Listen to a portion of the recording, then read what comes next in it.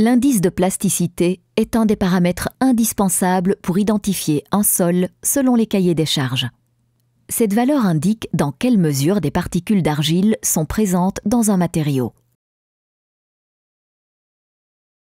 Étant donné que ces particules peuvent avoir un impact négatif sur l'application d'un matériau en construction routière, ce résultat peut être utilisé pour spécifier les domaines d'application.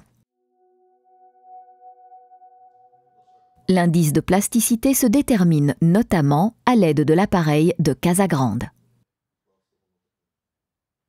La détermination de l'indice de plasticité repose sur les limites de consistance, aussi appelées limites d'Atterberg. Il s'agit des teneurs en eau auxquelles un matériau passe de l'état solide à l'état plastique et de l'état plastique à l'état liquide.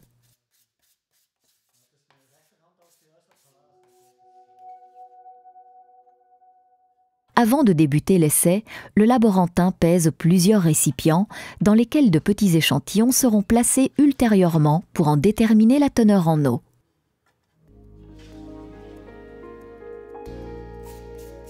La préparation du matériau revêt une importance capitale pour la réalisation de cet essai.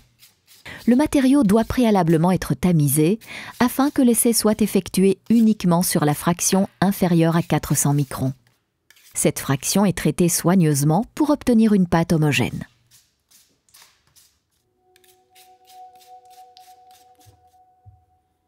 Pour déterminer la limite de liquidité, le laborantin étale environ 70 g de sol dans la coupelle de l'appareil de Casagrande.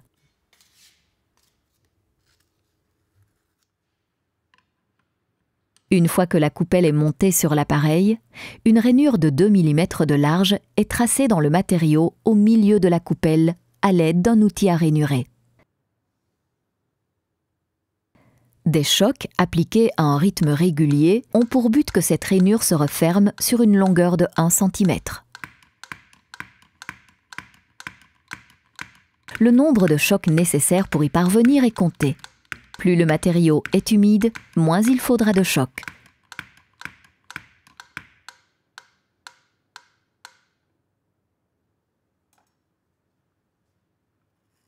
Le laborantin prélève ensuite un échantillon dans la zone où le matériau s'est refermé afin d'en déterminer la teneur en eau.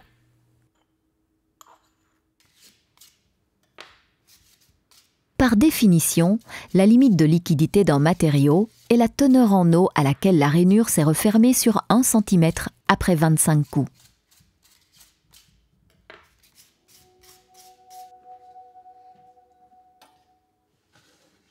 Étant donné que dans la pratique, il est quasiment impossible d'obtenir cette teneur en eau, on réalise une régression linéaire avec 4 à 5 points de mesure à différentes teneurs en eau.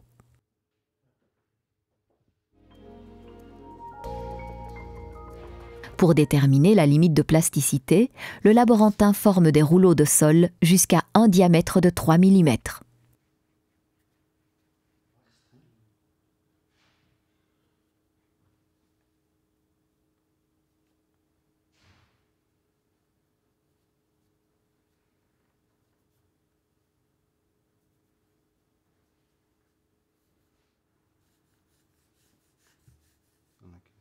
Lorsque le rouleau se brise ou se morcelle quand il atteint un diamètre de 3 mm, on détermine sa teneur en eau.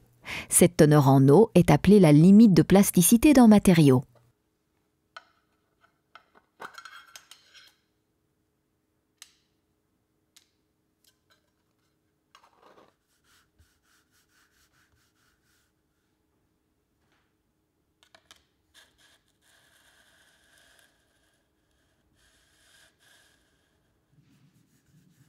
Étant donné que cet essai est très sensible et étroitement lié à l'opérateur, il est répété plusieurs fois et la teneur en eau est déterminée à plusieurs reprises pour obtenir une valeur moyenne.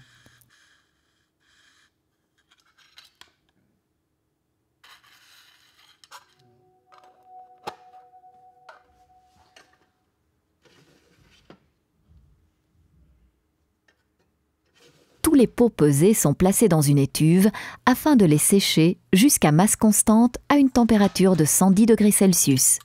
Ils sont ensuite pesés à nouveau.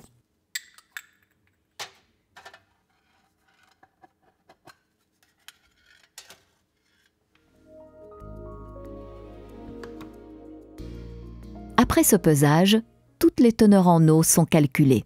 Ensuite, la régression linéaire de la limite de liquidité peut être calculée et la valeur moyenne des teneurs en eau de la limite de plasticité peut être établie. La teneur en eau de la limite de liquidité à 25 coups peut aussi être déterminée en transposant les points mesurés sur un graphique.